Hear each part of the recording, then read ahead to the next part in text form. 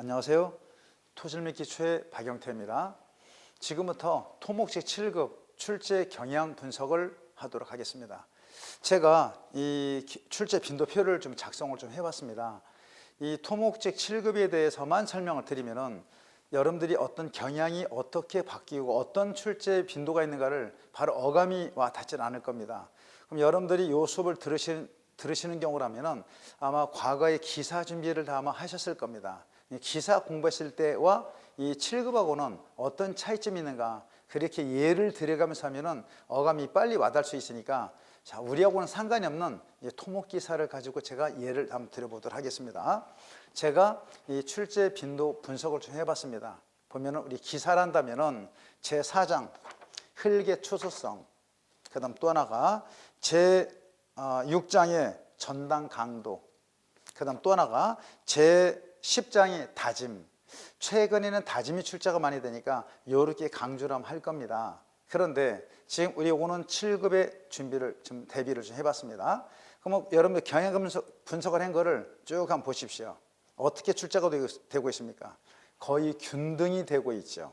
그러면은 그래도 조금 더 중요한 파트가 어떤 파트인가 하면은 제 4장을 한번 보세요. 흙의 투수성과 침투. 그게 제 4장에서 7.2%가 되어 있죠. 7.2%. 그 다음에 유효응력과 지주응력을 같은 챕터로 묶었지만은 유효응력, 우리한테는 굉장히 중요한 겁니다. 어떤 게 중요한 파트인가 하면은 우리 유효응력을 구하라, 이런 거는 못 풀 의리가 아닙니다. 그런데 이 땅속의 지하수위가 물이 정장물은 아니겠죠. 물이 이동하겠죠. 그럼 침투를 할 거 아니겠습니까? 이 침투 이론에 대한 것을 우리 7급에서는 출제가 많이 나옵니다. 그래서 유효응력을 좀 중요하다 체크를 해드리겠고요. 그 다음 흙의 압축성, 우리 안밀이죠.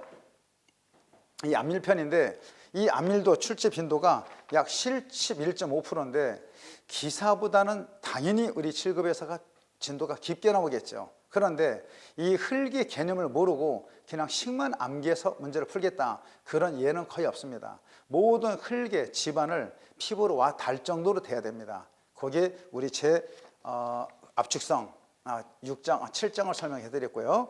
제 8장에 흙의 전당 강도를 보십시오. 이 퍼센티지가 어떻게 나왔습니까? 18.7%. 우리 토질에서 가장 배점이 큰 것이 우리 전당 강도다. 수업도 굉장히 많이 하겠고, 공부할 이론도 많이 있겠고, 진도도 굉장히 깊게 나옵니다. 실제 자체가. 자, 그게 우리 제 8장의 전당 강도 보시고요. 이제 제 9장 이 투합을 한번 보십시오. 빈도표가 이 투합에 여기 10.1% 이렇게 주어지고 있는데, 이 투합은요 랭킹 투합과 쿨룸 투합으로 구분할 수 있는데, 랭킹 투합은 그건 기사 수준이세요. 우리 7급을 준비를 하면서 랭킹 투합 때문에 틀렸다, 아마 그런 사람들은 거의 못 봤습니다. 뭐가 문제냐? 랭킹 투합은 기본이고 이제 쿨룸 투합이세요.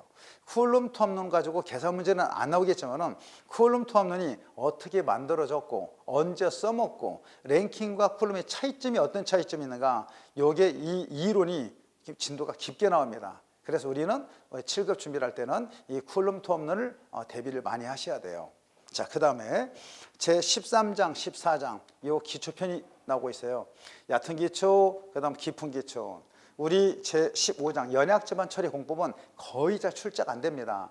그러면 14장 얕은 기초와 깊은 기초 13, 14장을 보게 되면은 옛날에 우리 7급에서는 선택 과목이었습니다. 그때는 이 기초과학이 출제가 잘 안 됐어요.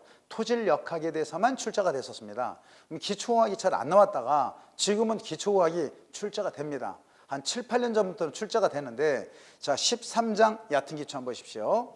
이 출제가 어떻게 되어 있습니까? 6.5%. 물론 당연히 기사보다는 폭이 넓어야 되겠지만은 기사보다 조금만 깊게 하면 됩니다. 얕은 기초는 공부할 거리가 그다지 많지가 않습니다. 그런데 깊은 기초 14장 한번 보세요. 연약지반 처리 공법이 거의 출제가 안 되기 때문에 거의 6.1%인데, 이 6% 정도가 깊은 기초는 출제가 깊게 나옵니다. 기사보다는 출제 빈도도 많고, 그 다음에 깊이가 깊기 때문에 우리가 진도를 깊게 들어갈 수밖에 없다 생각하시면 되는 거예요. 그러면 전반적으로 이 제가 경향 분석을 해서 빈도표를 만들었는데 거꾸로 한번 보시죠. 제3장 흙의 분류 보십시오. 제3장 흙의 분류가 몇 퍼센트로 되어 있습니까? 3.1%로 되어 있죠. 요것만 빈도가 좀 제일 작고 나머지는 어떻게 나오죠? 균등하게 출자가 되고 있죠. 그래도 가장 중요한 것이 제4장 흙의 투수성, 그 다음에 흙의 투성이 뭐가 있습니까? 투수계수, 그 다음에 유선망, 그 다음에 또 뭐가 있습니까? 막 그 침투 이론들이 나오고 있죠. 그게 자 4장 이게 출제가 아주 잘 나옵니다. 그 다음 유유응력은 아까 설명해 드렸다시피 땅속에 물이 흐르죠. 물이 흐를 때 그 침투 수압 때문에 유유응력이 변화가 일어날 거 아니겠습니까? 그런 부분들이 7급에서 주안점으로 삼아야 된다. 그 다음 안밀 보겠습니다. 흙의 압축성. 압축성은 일반 기사처럼 공식에 대입을 해서 하는 게 아니라 여러분들이 땅속에는 당연히 안밀을 하중을 가게 된다면 땅속에 그만큼 과잉 수압이 발생이 되겠죠. 이거를 피부로 느끼시라 그랬습니다. 그래야지 문제를 풀 때 응용력이 생깁니다. 그 다음 8장 흙의 전단 강도. 우리 7급에서 가장 배점이 크죠. 공부도 많이 해야 됩니다. 삼축압축 좀 어려운 파트가 있죠. 그 다음 또 뭐가 있습니까? 전단 강도 특성을 또 공부를 해야 되겠고, 사질토나 점성토로 나눠서 전단 강도 특성이 있고, 또 하나가 스캠턴의 간곡수와 개수, 그 다음 응력 경로까지 어우러지는 겁니다. 요게 진도를 깊게 공부하셔야 되라 그랬었고, 그 다음에 토합 보겠습니다. 제9장 아까 말씀드린 대로 쿨룸 토합이 중요하다. 그 다음 기초공학에서는 제14장 깊은 기초가 우리가 좀 진도가 깊게 들어가야 된다. 같은 용어 설명일지라도 대충 어느 정도 봐서는 문제를 풀 수가 없다 이겁니다. 그래서 깊은 기초편을 좀 강조를 해드렸습니다. 이렇게 해서 제가 빈도 분석을 좀 했는데, 이 빈도표를 보시고 처음에 공부할 때 모든 악센트를 줘야 돼요. 어디가 중요하다 안 중요하다. 경향이 많이 나오면 어떻습니까? 그러면 공부를 많이 하셔야 되겠죠. 경향이 좀 떨어지면은 처음에는 어떻습니까? 약간 문제를 덜 풀어도 좋다. 강약을 먼저 주시는 게 좋을 것 같습니다. 이렇게 해서 출제 빈도표를 설명을 좀 해드렸고요. 그 다음 저의 이제 강좌에 대한 설명을 좀 드리도록 하겠습니다. 이 강의가 6개월 과정으로 많이 나간다 생각해 보십시오. 굉장히 어떻습니까? 텀이 크죠. 우리 7급은 어떻게 하시죠? 7개 과목이죠. 영어를 빼더라도 6개 과목이지 않습니까? 그러면 제가 이 수리학이나 토질력학을 6개월 과정으로 나간다면은 이 원 사이클이 원체 크기 때문에 여러분 토질력학, 수리학만 가지고 여러분 7급 대비를 할 수는 없지 않습니까? 그래서 제 파트를 좀 나누는 겁니다. 제일 기본이 우리 정규반 보세요. 가장 중요한 정규반. 여기 2달 과정이세요. 토목직을 처음 이제 7급을 준비하는 분들, 내지는 여러분 도로공사나 이제 공사 준비하는 분들 계시죠? 이 가장 기본이 정규반이세요.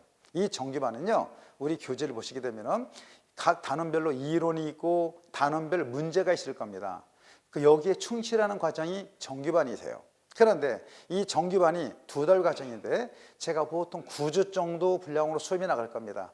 9주 가지고는 이 표현을 할 수가 없어요. 많은 어려운 문제까지 응용을 절대 시킬 수 있는 이 시간이 한계가 있다 이겁니다. 그렇다고 제가 6개월 과정 나갈 수 없으니까 2개월 과정에 맞는 아주 중요한 이론을 뽑아내는 게 이 정규 과정이다 생각을 하시는 거예요. 그 다음 또 하나가, 그러면 그게 정규 과정이 끝났으면은 그 다음 또 하나 다른 과정이 이제 심화반이라고 만들어 놨어요. 이 심화반은 내가 정규반을 수업을 안 듣고 심화반을 바로 듣겠다. 물론 그러셔도 상관이 없을 텐데 저는 조금 지양했으면 좋겠습니다. 왜? 이 심화반 내용은 정규반 이론은 다 안다는 조건하에 다른 수업이 나가는 거예요. 정규반 수업이 심화반 수업과 중복되는 게 아니라 정규반은 안다는 조건하에 다른 이론과 다른 문제를 접목을 시키는 게 심화반이다 생각을 하시는 거예요. 그러면은 심화반이 끝났죠. 그 다음 마지막에 최종 대비반이 우리 문제풀이반이 있습니다. 이 문제풀이반은 제가 1년에 딱 한 번만 개설합니다. 보통 여러분들 과거에는 기출문제가 공개가 안 됐죠. 최근에는 기출문제가 공개가 최근엔 되고 있죠. 그러면 과거 옛날의 기출문제는 여러분 알 수가 없지 않습니까? 저는 예전부터 강의를 했기 때문에 그 문제를 복원을 시킨 게 있어요. 그래서 요 예제를 총 털어서 여기에 한 700문제 정도 아마 제가 해석을 할 겁니다. 700문제인데 어떻게 되는가 하면은 제가 예를 들어 보겠습니다. 여러분 다시 법칙이라 한다면 다 알고 계실 거예요. V는 KI, 다시 법칙. 그러면 다시 법칙 V는 K, I 알고 있으면은 한 기사 수준에서는 거의 문제가 그 정도면 다 문제가 풀어질 겁니다. 그럼 여러분들이 기출문제를 풀어볼 때 우리 7급도 마찬가지예요. 풀어보면은 한 만만하게 풀어지겠죠. 그런데 우리 7급 시험은 어떤 과정이죠? 상대평가죠. 절대평가가 아니라 이겁니다. 남들보다 더 맞아야지 내가 합격을 하는 거죠. 그러려면 남들이 보편적으로 풀 수 있는 거 풀어봐야 도움이 하나도 안 되는 거죠. 그건 기본으로 풀어야 된다 이거예요. 그러면 이 다시 법칙 하나 가지고 제가 모든 설명 다 하면은 이게 바로 4개월, 5개월, 6개월 과정이 나온다 이거예요. 자, 그래서 처음에는 기본 과정인 정규반을 제가 수업을 해놓고 그다음 고급 과정이 이제 심화반 가서는 요거를 어느 정도 응용력 있게 만들어주는 과정이고 그다음 문제풀이반은 과거의 기출문제를 가지고 다시 법칙 예를 들었었죠. 과거에는 이렇게 나왔습니다. 최근에는 이렇게 나옵니다. 앞으로는 이렇게 나올 것 같다. 이렇게 해서 응용 과정의 최종 대비반이 이제 문제풀이 반이다. 이렇게 생각을 하시면 됩니다.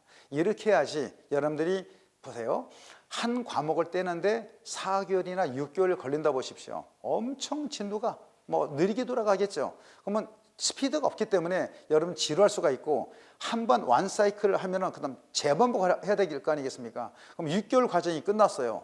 그다음 한 번 더 복습을 하면은 1년이 지나가겠네요. 그건 좋은 방법이 아니라 봅니다. 그래서 빨리 모든 이론은 빨리빨리 풀면서 스피드가 있어야지 내가 진도도 빨리 나가고 모든 게 학문에 조금씩 누적되는 것이 내가 좀 느껴야지 여러분들이 어떤 희망도 있고 또 발전적인 모습을 보니 느낄 수 있지 않습니까? 그래서 과정을 3개로 나눠놨어요.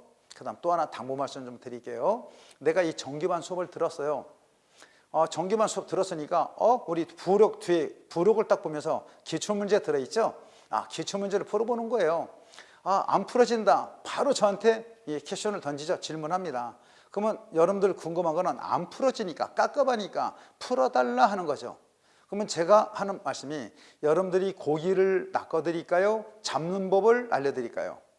지금 당장 제가 해설해서 답안지를 여러분들이 딱 보여드리게 되면 가려운 데를 긁어드렸으니까 처음에는 굉장히 기분 좋고 뭐 진도도 빨리빨리 나가니까 좋겠죠.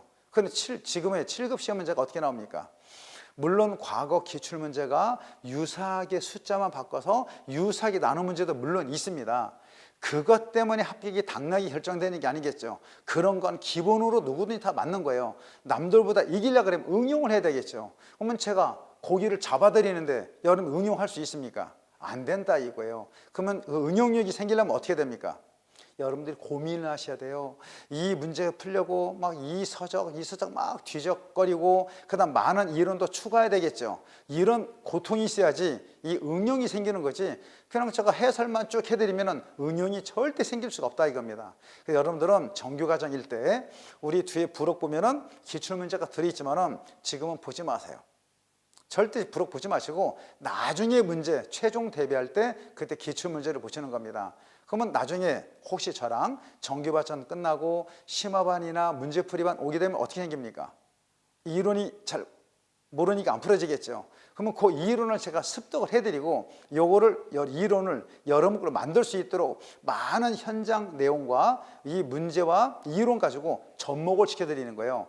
이 간접 경험을 하는 거죠. 그걸 통해 피부로 와닿게 해주는 것이 이 심화반이나 문제풀이 과정이다 이렇게 생각을 하시면 됩니다. 이게 정규 과정일 때는 제일 중요한 거 하나만 딱 기억을 하세요. 우리 교재 문제 본문의 각 챕터당 문제가 제일 중요한 건데 안 풀어지는 건 당연히 질문하셔야 되겠죠. 그럼 질문하게 되면은 이런 답변을 간혹 제가 드릴 거예요. 이런 건 정규반에서 하지 맙시다. 나중에 심화반 이상 가서 하자. 이런 이야기는 이 정규반의 수준을 넘어섰다 이겁니다. 그거를 다 하기로는 너무나 볼륨이 크기 때문에 나중에 하자 그런 내용으로 여러분들이 받아주셨으면 좋겠습니다. 그럼 또 하나가 우리 교재가 사지선다 문제가 있고 오지선다 문제가 있어요. 지금 시험 문제가 전부 다 사지선다죠. 근데 서울시가 과거에는 오지선다였습니다. 오지선다 문제는 과거에 서울시 관련된 문제라고 보시면 되는데 최근에는 사지선다로 바뀌었기 때문에 최근에 서울시 기출문제도 전부 다 사지선다형 문제로 제가 전부 다 편집해서 옮겼어요. 옮겼기 때문에 그런 내용들은 과거의 오지선다는 이런 서울시 관련 예제다. 자 이렇게 보시면 됩니다. 그리고 사지산다 예제가 있었습니다. 답이 4번입니다. 그러면 기사 형태라고 하면은 그 4번 답, 그 둘레만 암기하면은 어떻습니까? 문제 은행식이기 때문에 다음 시험에도 어느 정도 유사하게 문제를 풀 수 있을 텐데, 우리 이 문제가 각 단어의 문제가 굉장히 소중한 문제들이에요. 그러면은 제가 문제를 보거나 문제도 있고 최근에 기출 문제도 들어있고 제가 모든 문제를 보고는 다 못할 거 아니겠습니까? 자, 그래서 이 문제들이 소중하기 때문에 답이 4번이라 한다 그러면은 1, 2, 3번이 답이 왜 틀렸고 4번이 왜 맞았는가, 이거를 반드시 정확하게 짚고 넘어가는 과정이 정규 과정이 제일 중요한 거라 이겁니다. 모든 문제를 해석 안 해도 내가 정규반에서 풀 수 있는 문제 정도는 모든 이론을 습득을 하자, 이게 정규 과정이라고 생각을 하시는 게 좋을 것 같습니다. 자, 이렇게 해서 이 공개 강좌만 OT만 정확하게 설명해봐야 뭐 하겠습니까? 중요한 것이 출제 빈도 설명해 드렸고, 제가 수업이 왜 3개 단계로 나눠지는가 그 설명을 드렸어요. 그럼 다음 시간부터 이제 혹시 기회가 된다 그러면은 우리 정규반에서 실제로 이제 본 강의 때 뵙도록 하겠습니다. 네, 고맙습니다.